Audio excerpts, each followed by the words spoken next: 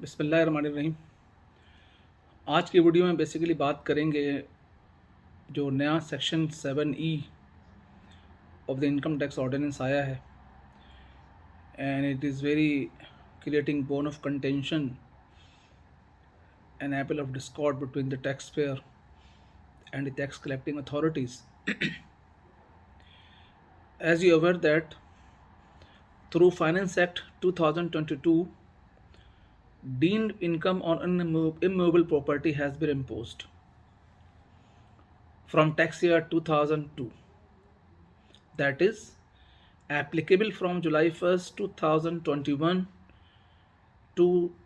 June 30th 2022, tax year 2022, and declaration has been made mandatory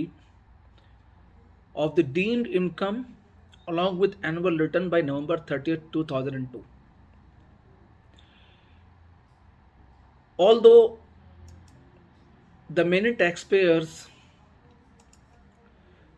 has approached the higher courts challenging the imposition of the deemed income, but the Sindh High Court, through its order late October 2022, rejected the petition and allowed the FBR to levy and collect the tax. If you can discuss further detail, the FBR through a circular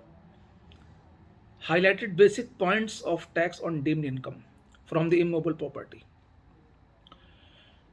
According to FBR, a new section 7E has been introduced through Finance Act 2022, whereby for the tax year 2022 and onwards, a resident person is treated to have derived income equal to 5% of fair market value of the capital assets situated in Pakistan, which will be chargeable to tax at the rate of 20% under Division 8C of Part 1 of First Schedule of the Ordinance. तो finance act 2022 से ये section 7E introduce कराया गया और ये applicable है for the tax year 2022 and onwards. और जो भी क्या कहते हैं फेयर मार्केट वैल्यू होगी कैपिटल एसेट्स की, उसको जो है वो 20% रेट के हिसाब से चार्ज किया जाएगा टैक्स. उसकी फर्दर डिटेल आपको हम आगे बताते हैं कि जी कहाँ तक थ्रेशोल्ड है, कहाँ तक छूट है और क्या डिटेल्स हैं. Following exclusion have been provided to which the section will not apply. These are the exemptions where the section cannot apply. Number one capital assets owned by the resident person. अगर resident person कोई एक assets अपने पास रखता है. Furthermore, self-owned business premises from where the business is carried out by the person appearing on the active taxpayer list at any time during the year. Third exemption is self-owned agriculture land where agriculture activity is carried out by person but excluding farmhouses and annexed land. Farmhouse has been defined in this section separately. तो आपका अपना जो घर होगा उसके ऊपर tax नहीं होगा, प्लस अगर आपको ऐसा प्रेमिसेस आपके पास है जिससे आप बिजनेस एक्टिविटी अपनी कैरिड आउट कर रहे हैं और वो एटीएल में मौजूद है, एक्टिव टैक्स पेयर लिस्ट में, वो टैक्स नहीं होगा. अगर आपके पास कोई सेल्फ ओन्ड एग्रीकल्चर लैंड है where agriculture activity is carried out by the person but excluding farm houses and annexed land.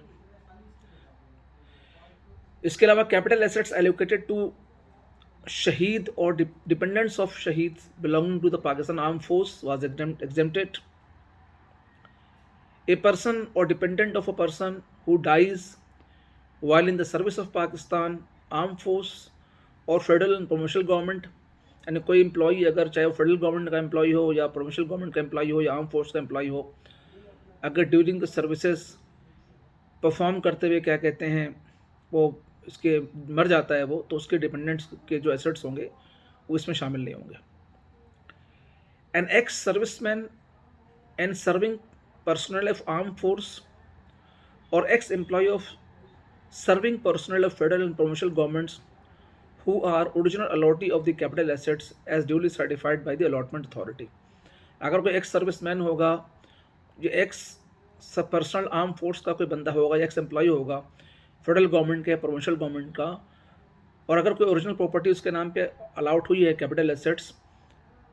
और अलॉटमेंट लेटर उसके नाम पर है, तो वो टैक्सेबल नहीं होगा। लेकिन एक यहाँ पे बहुत बड़ा क्वेश्चन उठाया जा रहा है कि जो आम पाकिस्तान की आवाम है, जो प्राइवेट सेक्टर के अंदर जॉब करती है, जो दिन रात मर रही है,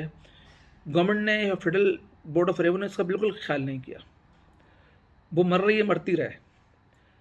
अगर आर्म फोर्स के आप एक सर्विसमैन हैं तो आपको एग्जेम्पशन मिल जाएगी, अगर आप फेडरल या प्रोविंशियल गवर्नमेंट के एम्प्लॉयज़ हैं तो आपको मिल जाएगी। लेकिन अगर आप आम पाकिस्तानी हैं तो ऐसा लगता है कि आपका कोई हक नहीं है इसके ऊपर। ये अनफॉर्चुनेट है ये। इसके अलावा any property from where income is chargeable to tax under the ordinance and tax leviable has been paid, वो भी एग्जेम्प्टेड होगी। इस तरह से capital assets in the first year of acquisition on which tax under section 236K has been paid, अगर पहली मरतबा कोई आपने कैपिटल एसेट्स एक्वायर किया है और उस पर 236 का टैक्स आपने दिया हुआ है तो वो टैक्सेबल नहीं होगी। Where fair market of value of capital assets in aggregate excluding capital assets mention in above does not exceed ₹25 million, अगर क्या कहते हैं आपके पास इतने एसेट्स हैं तो उसकी वैल्यू 25 मिलियन से कम बन रही है, तो वो भी क्या कहते हैं टैक्स को अट्रैक्ट नहीं करेंगे। हाँ, 25 मिलियन से ऊपर की जो प्रॉपर्टी क्या कहते हैं बन रही है तो उनको फिर क्या कहते हैं टैक्स देना पड़ेगा और रिटर्न अभी फाइल करना पड़ेगा, जिसके लिए एफबीआर ने इनिशियली नवंबर की डेडलाइन थी, अब उसको 31 दिसंबर तक बढ़ा दिया है। और जो लोग टैक्स फाइल इवन कर चुके हैं, अगर उन्होंने क्या कहते हैं टैक्स पे नहीं किया है तो उनको सेपरेटली अभी टैक्स पे करना है। Capital assets which are owned by provincial government और लोकल गवर्नमेंट, वो भी एग्जेम्प्टेड है। Capital assets owned by local authority, development authority, builders and developers for land development and construction subject to condition that such person are registered with directorate general of designated non financial business and professionals, अगर कोई capital assets own किया है local authority ने या development authority ने या builders या developers ने, और उनका जो ऑब्जेक्टिव है वो लैंड डेवलपमेंट और कंस्ट्रक्शन है, तो अगर उन्होंने क्या कहते हैं रजिस्टर्ड हैं वो with the director general of designated non financial business and profession, तो भी प्रॉपर्टी भी एग्जेम्प्ट होंगी इस टैक्स से। अब हम आपको क्या कहते हैं बात करते हैं कि जी एग्जैक्ट टेक्स्ट है क्या, सेक्शन 7E जो ऑर्डिनेंस उससे एग्जैक्ट टेक्स्ट एग्जैक्ट वर्डिंग क्या है ऑर्डिनेंस में, तो हम ऑर्डिनेंस पढ़ लेते हैं। For the tax year 2002 and onwards A tax shall be imposed at the rate specified in Division 8C of Part 1 of First Schedule on the income specified in the section, and for the tax year 2022 and onwards, a tax shall be imposed at the rate specified in the Division 8C of Part 1 of the First Schedule on the income specified in this section. Number 2 जो है इसका जो tax है वो ये resident person shall be treated to have derived income chargeable to tax under this section an amount equal to 5% of the fair market value of capital assets situated in Pakistan on the last day of tax year excluding the following namely। अब मसला basically हम वहाँ आपको बता चुके हैं पहला detail की जी कौन कौन से क्या कहते हैं लोग जो हैं वो है, फर्दर इसकी डिटेल की हम बता देंगे। लेकिन यहाँ पे एक चीज़ आगे बढ़ने से पहले क्या कहते हैं बताना ज़रूरी है, वो ये है कि भाई अब यहाँ पे फेयर मार्केट वैल्यू कौन डिटरमिन करेगा। जो हमारे डिपार्टमेंट्स के हालात हैं, जो एफबीआर में करप्शन का माहौल है, तो उसमें टैक्स पेयर अगर अपने रिटर्न को फाइल करता है, फेयरली फाइल करता है, तो मार्केट वैल्यू क्या मैकेनिज्म होगा, डीसी रेट पे होगा। एफबीआर ने जो वैल्यूएशन टेबल डेवलप किए हैं वो भी कुछ सिटीज़ के हैं, तो जहाँ पे अवेलेबल नहीं उनका क्या होगा या क्या मैकेनिज्म होगा। एक आदमी ने एक चीज़ कम कॉस्ट में ख़रीदी हुई है, बहुत पहले से एक्वायर की हुई है, आज उसकी मार्केट वैल्यू क्या कहते हैं बहुत ज़्यादा हो जाएगी। अब वो आदमी ज़ाहिर है अगर कोई अपनी सोर्स ऑफ अर्निंग भी नहीं रखता, कोई प्रॉपर बिजनेस भी नहीं है, बहुत पुराना घर एक्वायर किया हुआ है, लेकिन फिर मार्केट वैल्यू उसकी ज़्यादा है तो क्या होगा। ये बहुत सारे सवालात हैं जिनके जवाबात क्या कहते हैं देना बाकी है। इसके मकसद के लिए क्या कहते हैं, एफटीओ ने जो फेडरल टैक्स एम्बर्समेंट है, उन्होंने बिजनेस कम्युनिटी से कहा है कि अगर आपको कोई इशू इस सिलसिले में आता है तो आप जो है वो एफबीआर ऑफिशियल के खिलाफ कंप्लेंट क्या कहते हैं कराएं। एग्जामेशन की बात आपसे हम कर चुके हैं कि वन कैपिटल एसेट्स है वो एग्जाम्प्ट होगा। सेल्फ ओन्ड बिजनेस प्रीमिसेस है where the business is carried out but the person appearing on the active tax payer list at any time during the year वो एग्जाम्प्ट होगा। Self owned agriculture land where agriculture activities carried out by a person excluding farmhouses and land annexed thereto. Capital assets allotted to Shaheed or dependent of Shaheed belonging to Pakistan Armed Force, a person or dependent of the persons who dies while in the service of Pakistan of Armed Force or federal or provincial government, a war wounded person while in service Pakistan Armed Force or federal or provincial government, an ex-serviceman and service personnel of armed forces or ex-employees of the serving personnel of federal and provincial governments being original allottee of the capital assets duly certified by the allotment authority, any property from which income is chargeable to tax under the ordinance and tax leviable is paid thereon, capital assets in the first tax year or acquisition where tax under section 236 has been paid, where the fair market value of the capital assets in aggregate, excluding the capital assets mentioned in clause A, B, C, D, E, and F, does not exceed rupees 25 million. Capital assets owned by provincial governments or local government, capital assets owned by local authority, development authority, builder, developers, and land development and construction, subject to condition that such persons are registered